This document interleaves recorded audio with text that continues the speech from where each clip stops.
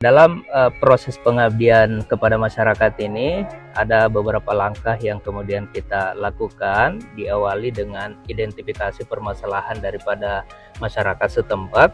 Di Kelurahan Tanjung Merdeka, lokasinya memang cukup strategis karena berada di dalam poros provinsi yang menghubungkan Kota Makassar dengan Kabupaten Takalar. Kita kemudian konsolidasi dengan tim, lalu kemudian merumuskan kira-kira strategi dan langkah yang akan kita lakukan dalam rangka mendukung ekonomi hijau dan juga meningkatkan ekosistem pariwisata Kota Makassar yang ramah dan lingkungan dengan memanfaatkan limbah pipa paralon. Tersimpan potensi yang sangat luar biasa bagi pemberdayaan ekonomi kreatif.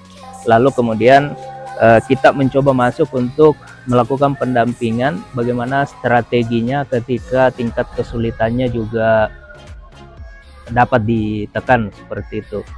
Nah, misalnya pembuatan papan sekolah, kemudian pembuatan kaligrafi untuk masjid, dan desain-desain yang lain, termasuk juga desain yang diperlukan atau dibutuhkan oleh pemerintah kota seperti instansi-instansi, papan nama, dan juga seterusnya. Adapun masalah yang dihadapi oleh masyarakat adalah kurangnya akses terhadap pelatihan dalam mendukung produksi, dukungan teknologi, kemudian seringkali membuat masyarakat kesulitan mengembangkan produk lokal. Namun semuanya bisa berubah melalui pengabdian ini. Nah, langkah yang pertama itu melalui produksi.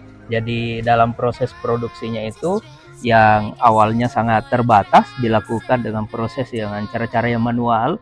Lalu kemudian setelah kita melakukan pendampingan, terus kemudian proses produksinya mulai dikembangkan, apalagi dengan bantuan peralatan dan teknologi, sehingga kemudian proses pengabdian ekonomi kreatif ini melalui mitra karyaku dapat kita kembangkan dengan baik.